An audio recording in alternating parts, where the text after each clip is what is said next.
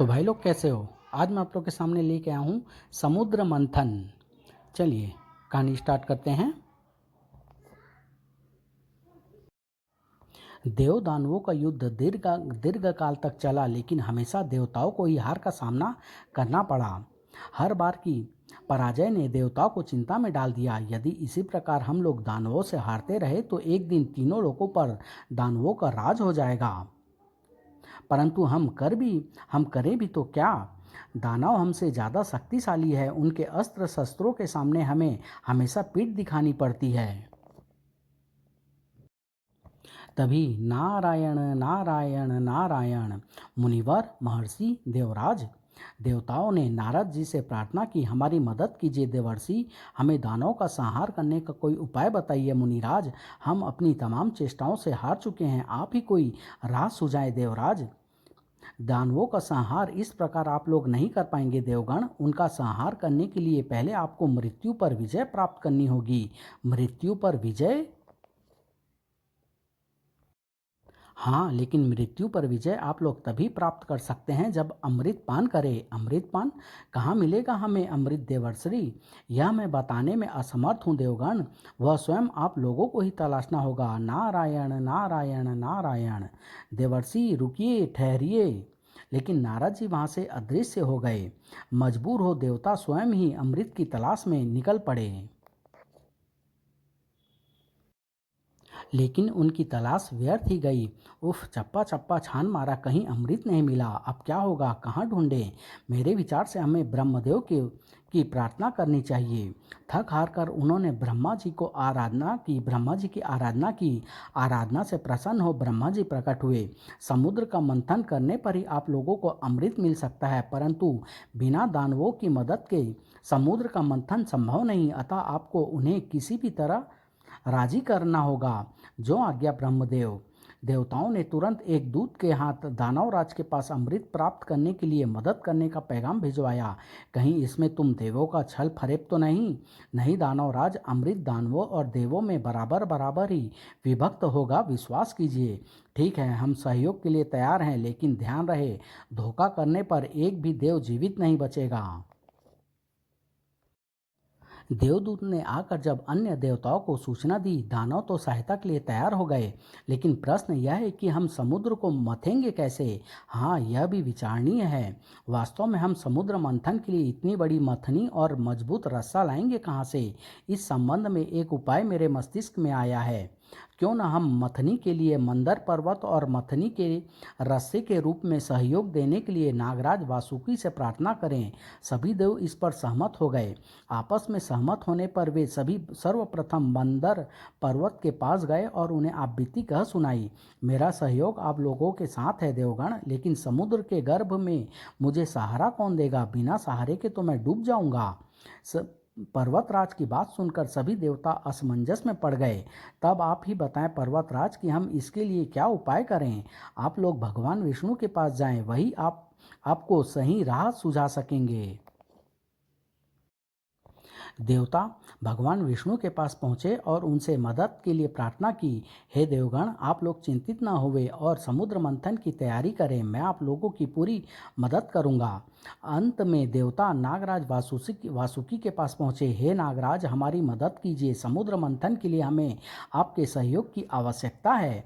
मैं तैयार हूँ देवगण, लेकिन मंथन की गर्मी से जब मेरे मुख से 20 ज्वालाएं फूटेगी तो उसे कौन सहन कर पाएगा? यदि उसे कोई सहन नहीं कर पाया तो सारे जगत के विनाश का खतरा पैदा हो जाएगा। तब आप ही इसका कोई उपाय बताएं नागराज। इसके लिए आप लोगों को शंकर भगवान को राजी करना होगा, वही मेरे विष के वेग को रोकने में सफल हो सकते हैं। नागराज वासुकी की बात मानकर देवतागण भगवान शंकर के पास पहुँचे और उन्हें सारी कथा कह सुनाई। अब आप ही हमारी मदद कर सकते हैं प्रभु। आप लोग चिंता न करें, ऐसा समय आने पर मैं आप लोगों की सहायता के लिए अवश्य पहुंचूंगा। शंकर जी का आश्वासन पा सभी देवता प्रसन्नचित्त हो वापस लौट गए। निश्चित दिन सैकड़ों देव दानव समुद्र तट पर एकत्रित हुए। सर्वप्रथम मंथन पर्वत को समुद्र में उतारा गया, लेकिन पर्वत गहरे समुद्र में डूबने लगा। अरे मूर्ख देवो, यह कैसा छोटा पत्थर ले आए। मंथन किससे करोगे? क्या अपने सिरों से? यह तो डूबा जा रहा है। आप लोग चिंता न करें, अभी सब ठीक हो जाएगा। तब देवताओं ने मन ही मन विष्णु भगवान की स्तुति की। तुरंत विष्णु ने कूर्मावतार लेकर विशालकाय कछुए के रूप में पर्वत को अपनी पीठ पर ले लिया। वाह, यह तो तैरने लगा। विश्वास नहीं होता, आश्चर्य है। उसके बाद नागराज वासुकी को पर्वत पर किसी मतनी की रस्सी की तरह लपेट दिया गया। दानवराज, हम लोग कमजोर हैं, अतः हम पूंछ की ओर रहेंगे और आप लोग सिर की ओर। हमें तुम्हारी निर्बलता पर हंसी आ रही है। ठीक है, हमें तुम्हारा निवेदन मंजूर है। फिर सैकड़ों दानवों ने वासुकी का सिर और सैकड़ों देवताओं ने उसकी पूंछ पकड़कर समुद्र में मंथन आरंभ कर दिया।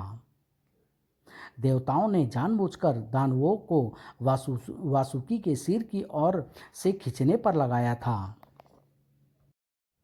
न जाने देव दानवों को समुद्र मंथन करते करते कितना समय बीत गया। तब एक दिन वासुकी के मुख से विष ज्वालाएं फूट पड़ी।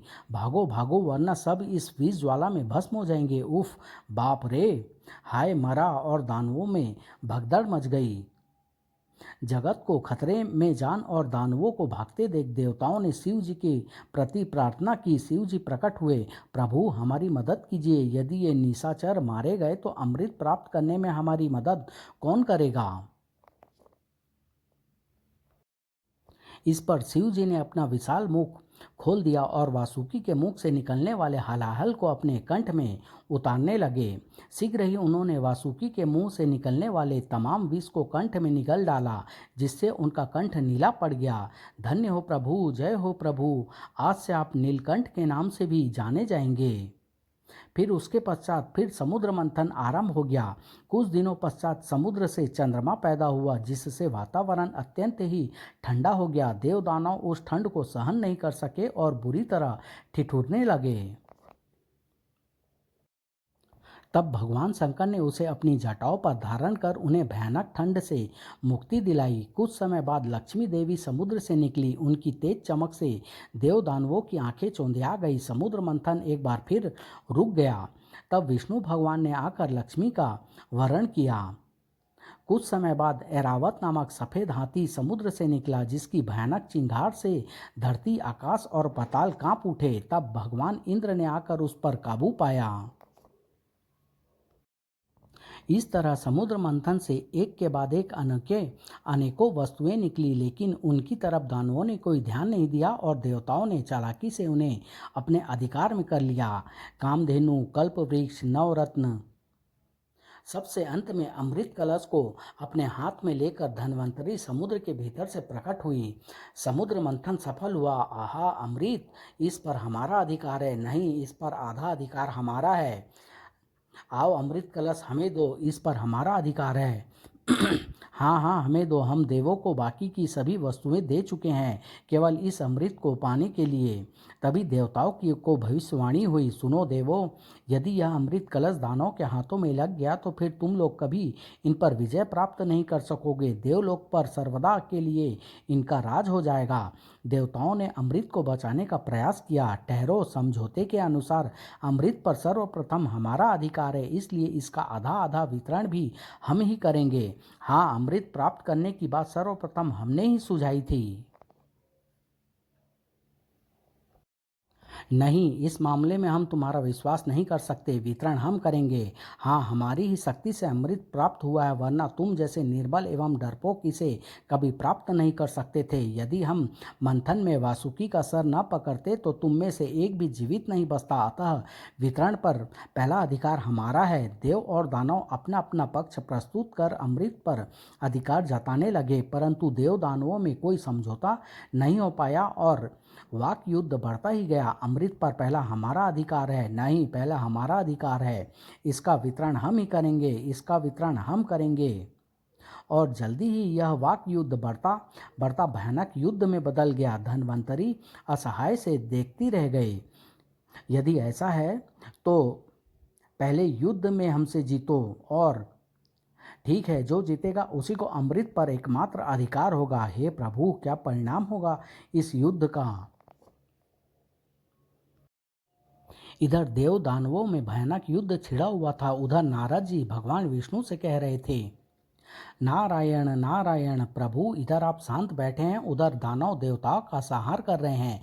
यदि आपने समय रहते कुछ नहीं किया तो संभव है सभी देवता मारे जाएं। कुछ कीजिए प्रभु।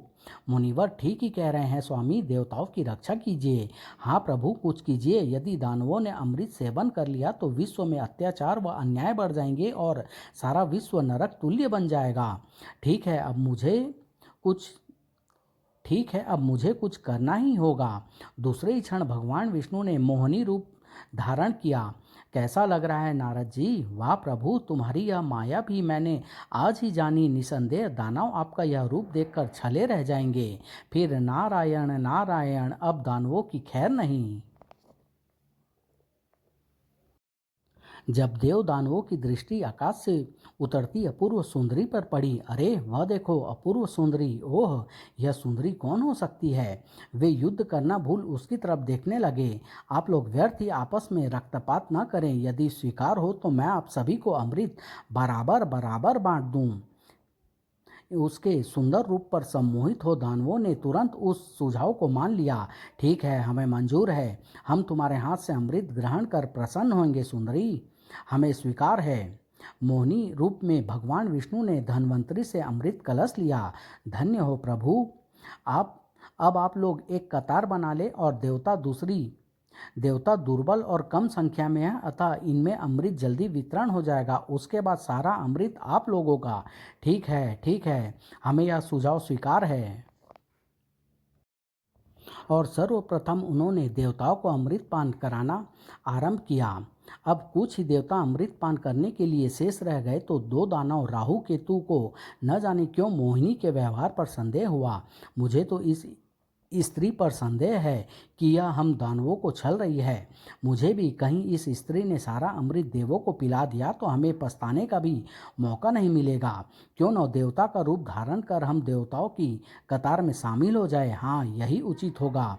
और दोनों ने देवताओं का रूप धारण कर लिया। चलो, किसी का भी ध्यान हमारी ओर नहीं है। और वे दोनों देवताओं की पंक्ति में शामिल हो गए। जल्द ही उनकी बारी आई। लेकिन अमृत पिलाने के साथ ही मोहिनी के रूप में भगवान विष्णु को अपनी भूल और उनके धोखे का एहसास हुआ। हम अमर हो गए। ओह दानव, छल किया इन्होंने। उन्होंने तुरंत अपने असली रूप में आकर दोनों पर अपना सुदर्शन चक्र फेंका। लेकिन मैं तुम्हें अमर नहीं होने दूंगा। ओह, और इससे पहले कि दोनों दानव अमृत अपने कंठ से नीचे उतार पाते, आई ओ आह,